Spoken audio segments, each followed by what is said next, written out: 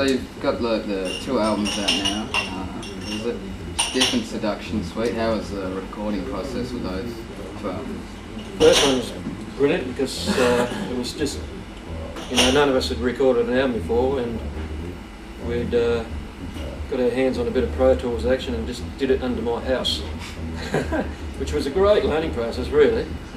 It took some time to, especially drums. How long did it take you, do you reckon, from start to finish?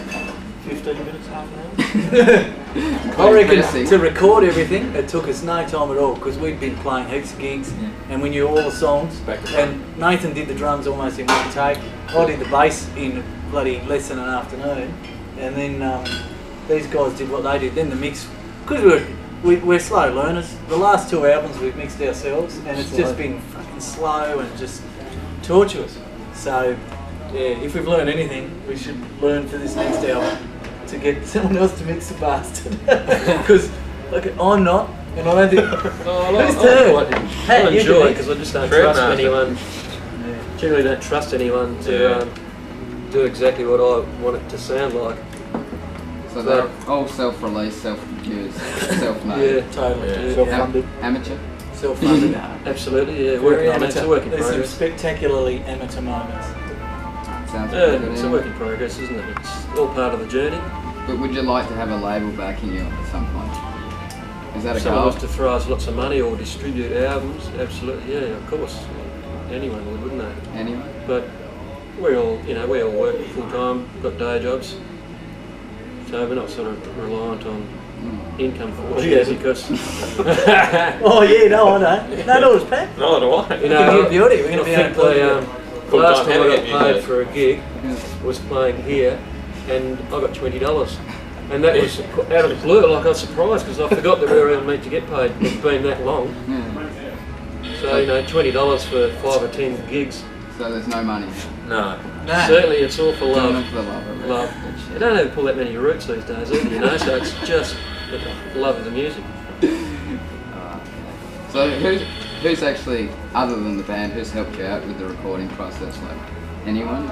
Oh, we've called on bloody heaps of people to come in and listen and sort of help us, but they sort of point you in a direction. You're going to find it out for yourself anyhow.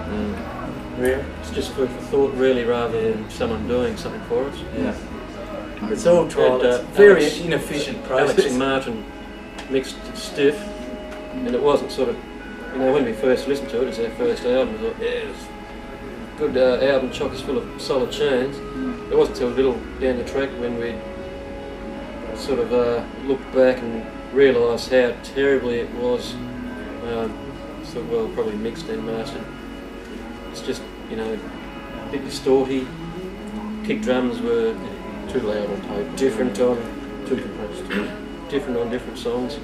But yeah, like I said, it's just a work in progress and it's all part of the journey. Hopefully album number 3, which will be coming up very soon, we've got all the tunes ready to go. How far are we looking? We'll be starting to record in the next 2 to 3 months, I would say. Yeah. Got an album title or song title? No album title. We've got every album we do, there's a track called Animal.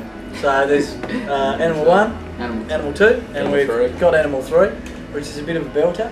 And it's a good chunky little tune. So there's some good shit, and again it's all mixed up as we're bloody schizophrenic. Like, we've got all sorts of different stuff coming in, so to listen to it's going to be really interesting. It's quite an eclectic little mix of songs.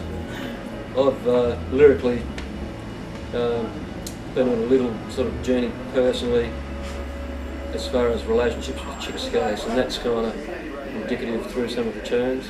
And with the emphasis on dick in indicative. Marriage breakup and meeting a new girl and all of that, so it's just typical sort of. So it reflects in typical sort of cock rock ideas, I guess. Mostly just singing about chicks, cars, and good times. Sounds like Paul Stanley and Gene Simmons. Yeah, that's what they sing about. It's a bit lame, really, when you put it that way. They made a success out of it. They've done all right. Now we're just kind of cheating. We just got to for kids, that's all. Anything else? And what do you think about the current Tasmanian live music scene, like from bands, venues, and the Woeful.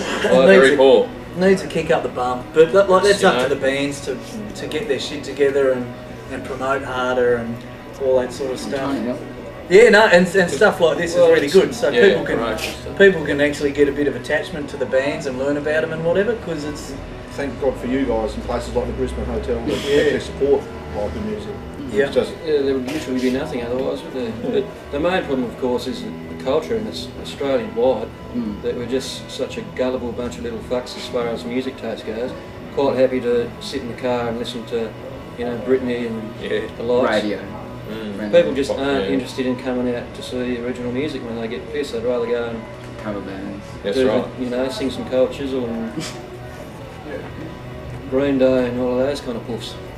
So it's a culture problem. I say that's why there's no venues for us to play in. So And certainly up north, I've unfortunately moved to Burnie for a little while, and we can't get a gig up there, you know. There's a great venue, there's a couple of great venues, but they're just interested in doof and selling eckies over the bar and getting in strife rather than putting on some rock bands. Certainly no, I've never seen a metal band up there in the year that I've been there. Terrible, isn't it? But it's a bit of a shame because a lot of the good musos then relocate to Sydney or Melbourne or better from Tas, you more know. opportunities. There's no So choice. for the musos that are in the state, it's kind of hard right. to get into a good band and keep it that way, you know. Really. So have you guys been interstate to play any shows yet? Or? Oh, funny you should ask. Yes, very good segue. We're just about to embark on our first interstate adventure in National what is it? 6 years now? What? Oh, 6 years. It's sad, but just a spot of luck. We had We've saved up all our gig money. $20 here. we still can't afford to take any gear. We got lucky with a guy that's organising Scorcher Fest. Andrew, what's his name? Cooper, is it? I don't know. Anyway, he just stumbled on our MySpace and loved a few of our tunes, and he said,